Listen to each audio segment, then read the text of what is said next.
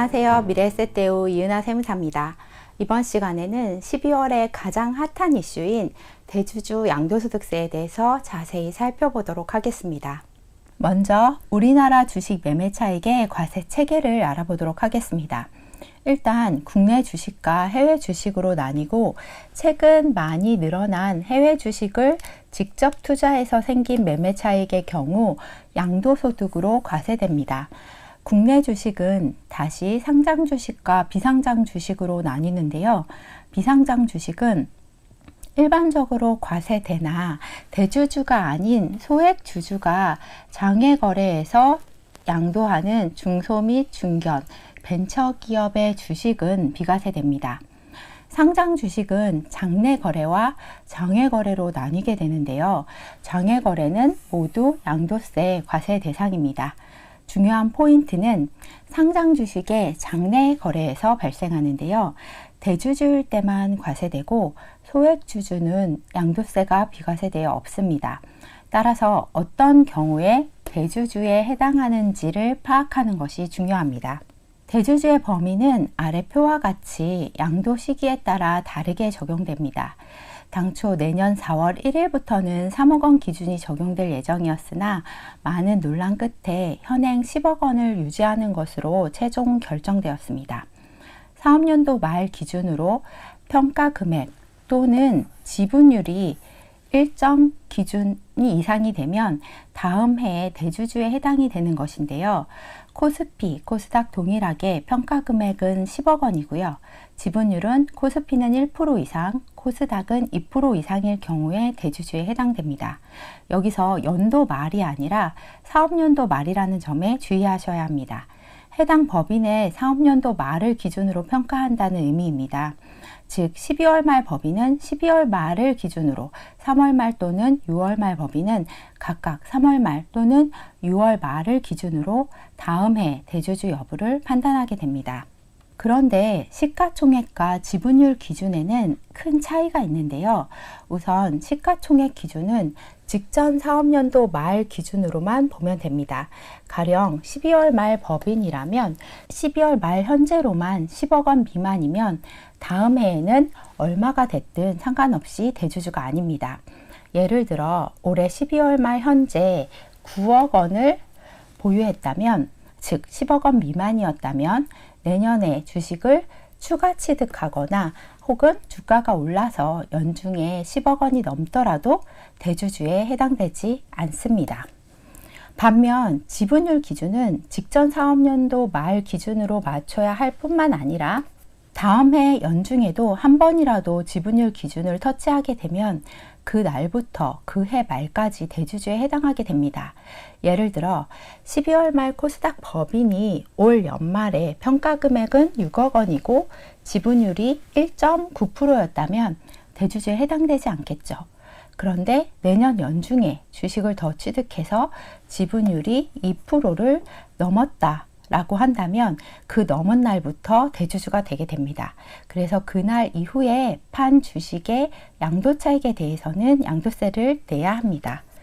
다시 정리하면 시가총액은 직전 사업연도 말 기준으로만 보고 안 넘으면 된다라는 것이고요. 지분율은 직전 사업연도 말 기준으로 안 넘었으나 연중에라도 한 번이라도 넘으면 그 넘은 날부터 대주주다라는 큰 차이가 있습니다. 또 하나 중요한 점은 대주주를 판단할 때 내가 가진 주식수로만 판단하는 것이 아니라는 점입니다. 본인과 배우자 그리고 직계 좀비 속의 주식을 모두 합산해서 대주주에 해당하는지를 판단합니다.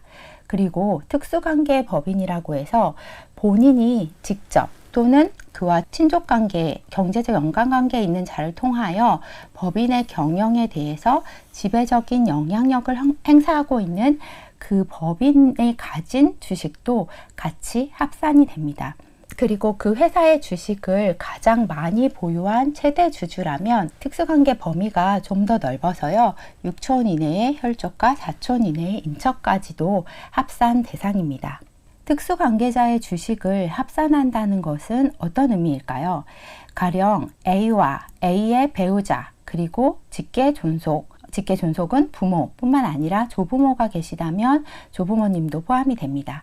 그리고 자녀와 손자녀가 가지고 있는 같은 종목의 주식을 모두 합산해서 대주주인지 여부를 판단한다는 것입니다. 올해 연말 기준으로 S전자 주식을 A가 3억 원, 그리고 배우자가 4억 원, 자녀가 각각 2억 원씩 보유하고 있다면 총 11억 원으로 내년에 대주주에 해당이 되게 됩니다.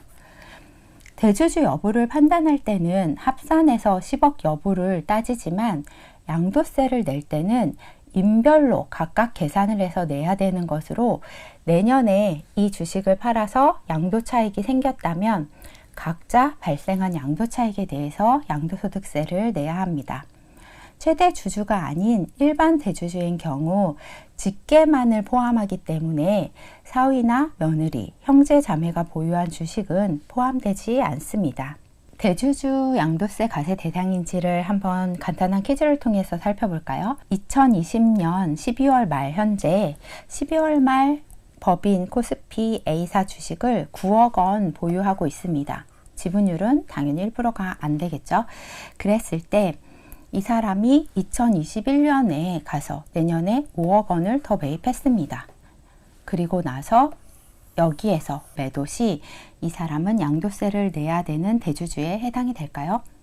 네, 그렇지 않습니다. 시가총액 기준은 12월 말 기준으로만 10억 원 이상이면 대주주가 되는 거고, 이 시점을 기준으로 10억 원이 안 됐다면 그 다음 해에 아무리 주가가 오르거나 추가 취득을 했더라도 대주주에 해당이 되지 않기 때문에 양도소득세는 양도차익이 얼마인지 관계없이 없습니다.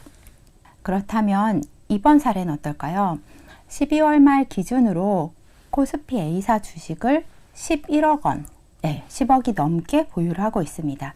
이럴 경우에는 이후에 10억 밑으로 주가가 떨어졌다고 하더라도 이 A사 주식을 팔 때 대주주에 해당이 되기 때문에 양도소득세를 내야 합니다. 그래서 앞 경우와 동일하게 양도차익이 5억 원일 경우 양도세가 1억 2천만 원 가량 발생을 하게 됩니다. 보시는 바와 같이 대주주냐 아니냐에 따라서 양도차익이 동일하게 5억 원일 때 하나는 대주주가 아니어서 세금이 없고 하나는 대주주가 됐기 때문에 세금을 1억 2천만 원까지 내야 하는 일이 발생하게 됩니다. 내년에 대주주를 피하려면 12월 말 법인의 경우 올해 12월 말일에는 10억 미만으로 주식을 맞춰놔야 하는데요. 여기서 주의할 점이 있습니다.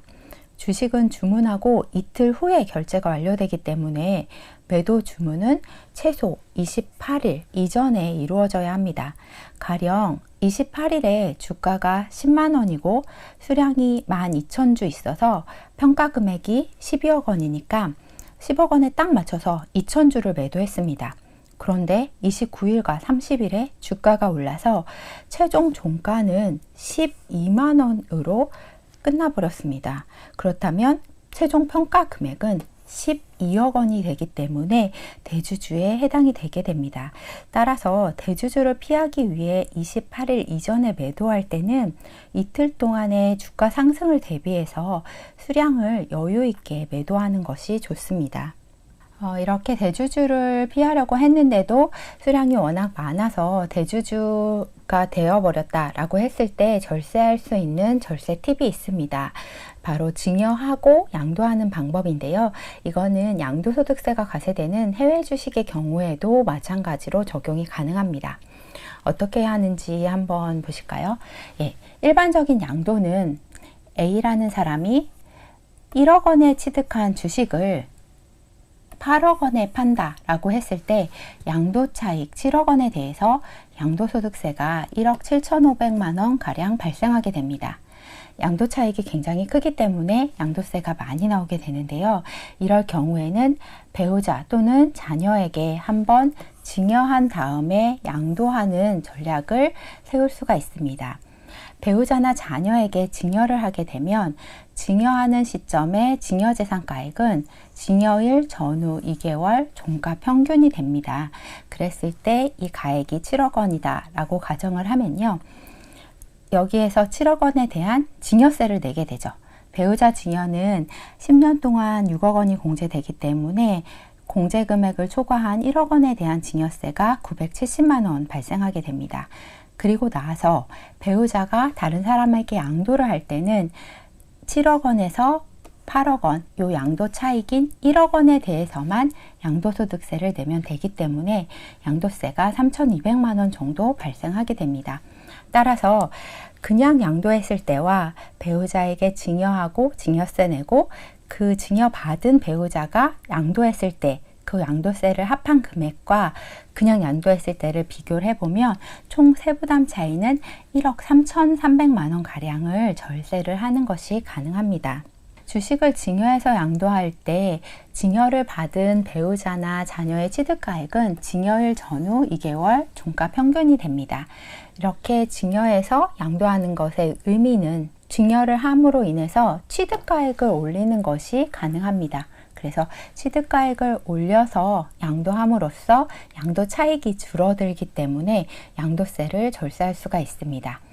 그런데 이때 10년 이내에 이미 증여한 재산이 있다면 증여세율이 높아질 수가 있습니다. 그래서 양도 차익 규모에 따라서 세무상 가장 유리한 증여가액이 달라지기 때문에 사전에 얼마 정도를 증여하면 좋을지 사전 시뮬레이션이 필요합니다. 그리고 수증자가 이 주식을 매도한 다음에 매도한 현금을 다시 증여자에게 돌려주게 되면 부당행위 계산 부인이 적용될 수 있으므로 주의하셔야 합니다. 또한 한 가지 알아두셔야 할 점은 2023년부터는 세법 개정안에 따르면 주식의 경우에도 2월 과세가 적용될 예정입니다. 그래서 23년 이후에 증여받고 나서 1년이 안 돼서 팔았을 경우에 생긴 소득은 취득가액을 증여받은 가액이 아니라 증여한 사람의 종전 취득가액으로 양도세를 계산한다라는 규정이 23년부터는 신설될 예정이니까 23년 이후에는 좀 더 주의를 기울이셔야 합니다. 대주주 양도소득세 계산 방법을 간단히 살펴보도록 하겠습니다. 양도소득세는 양도 차익에 대해서 내는 겁니다. 그래서 대주주가 됐다고 하더라도 내가 양도 차익이 아니라 양도 차손이 생겼다라고 하면 양도소득세는 당연히 과세되지 않습니다. 그래서 양도소득세는 양도, 내가 판 가격에서 취득한 가격을 뺀 양도 차익에 대해서 내게 되는 거고요. 거기에 기타 필요경비로 증권거래세나 수수료 등이 차감이 됩니다. 이런 양도소득에서 기본공제 연 250만 원이 공제가 됩니다. 그래서 기본 공제를 뺀 금액이 세율을 적용하는 과세 표준이 되고요. 이 과세 표준에 뒤에서 살펴볼 양도소득 세율을 곱하면 양도소득세 산출세액이 나오게 됩니다. 양도소득세 신고 기한은 예정신고 기한 같은 경우에 상반기에 만약에 내가 주식을 팔았다 그러면 8월 말까지 양도소득세를 신고 납부하셔야 되고요. 하반기에 팔았다라고 한다면 그 다음 해 2월 말까지 신고 납부를 하셔야 됩니다. 예정신고 역시도 신고를 안 하게 되면 가산세가 있기 때문에 예정신고도 반드시 해주셔야 됩니다. 2020년 올해부터는 해외 주식과 과세 대상이 되는 국내 주식의 손익을 상계해주고 있습니다. 어떤 의미냐면요. 우리가 해외 주식을 투자해서 이익이 생겼다. 그리고 국내 주식을 투자해서 손실이 생겼다라고 하면 이 두 개가 상계 처리돼서 이익 1억 원에서 만약에 손실이 5천만 원 있다라고 하면 순이익인 5천만 원에 대해서만 양도소득세가 과세가 됩니다. 그런데 이때 주의하실 점은 과세 대상이 되는 국내 주식하고만 손익 상계가 가능하기 때문에 국내 상장 주식의 대주주 과세 대상이기 때문에 상계가 가능하고요. 국내 상장 주식을 장외 거래했다. 이거 역시 과세 대상이기 때문에 상계가 가능합니다. 그리고 비상장 주식도 과세 대상이기 때문에 상계가 가능한데요. 만약에 국내 상장 주식인데 소액주주가 장내 거래를 했다라고 한다면 과세 대상이 아니기 때문에 이때는 상계 처리가 되지 않습니다. 그리고 또 하나 알아두셔야 할 점은 손익상계는 같은 해에 발생한 경우에 가능하기 때문에 만약에 올해 이익이 발생했는데 이 이익하고 손실을 상기하고 싶다라고 하면 그 손실도 올해 실현을 시켜서 매도를 해서 실현을 시킨 후에 상계 처리를 하실 수가 있습니다. 마지막으로 양도소득세 세율을 알아보도록 하겠습니다.